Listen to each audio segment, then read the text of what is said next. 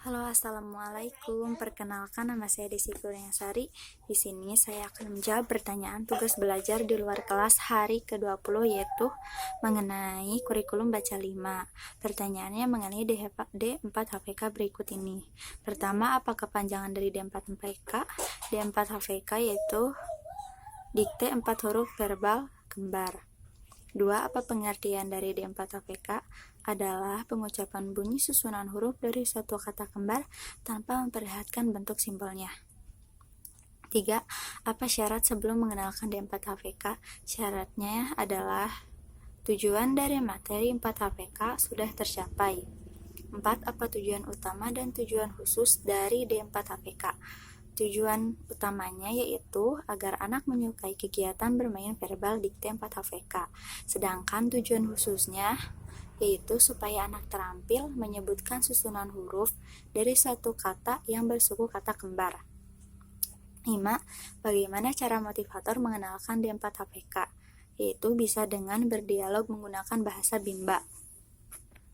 Awalnya motivator berdialog umum terlebih dahulu dengan anak agar anak tertarik. Nah, jika anak sudah tertarik, motivator mengarahkan tema dialog ke kata yang diperdengarkan. Lalu ajak anak untuk mengulang verbal dikte sebanyak 3 kali. Selain dengan berdialog menggunakan bahasa Bimba, bisa juga dengan bercerita, berdongeng, ataupun dengan permainan. Lalu bisa juga dengan labimba. Pertanyaan ke-6, apa tahap selanjutnya setelah D4 HPK?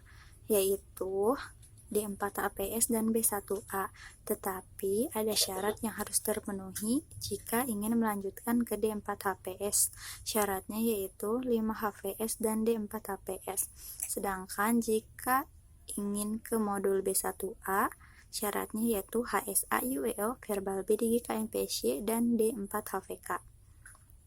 Selanjutnya pertanyaan mengenai D4 HPS. Pertama, apa kepanjangan dari D4 HPS? Yaitu D4 HPS yaitu dikte 4 huruf verbal sederhana.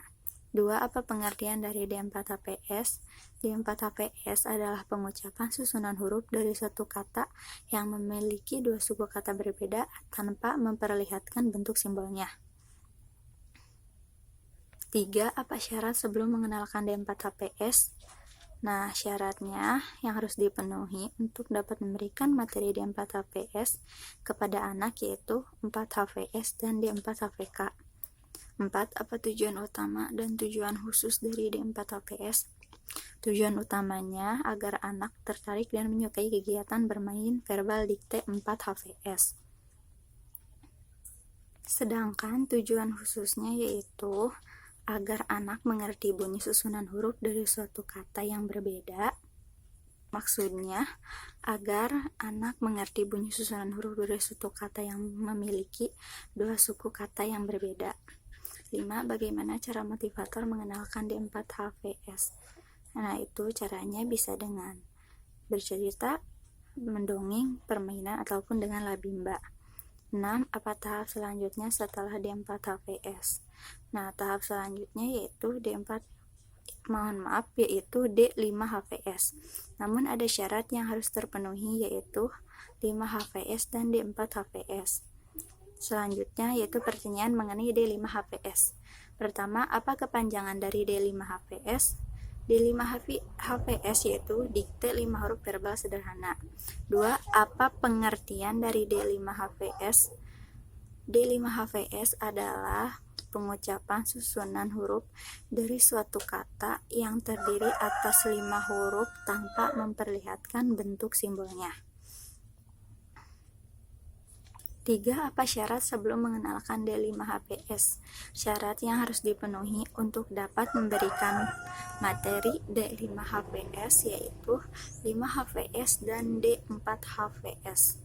4. Apa tujuan utama dan tujuan khusus dari D5 HPS? Tujuan utamanya agar anak menyukai kegiatan bermain huruf dikte 5 HPS.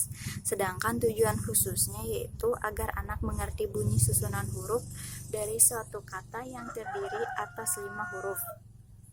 5. Bagaimana cara motivator mengenalkan D5HPS?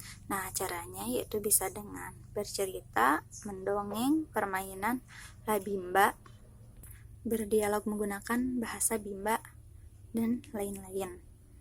Lalu pertanyaan ke-6 yaitu apa tahap selanjutnya setelah D5HPS?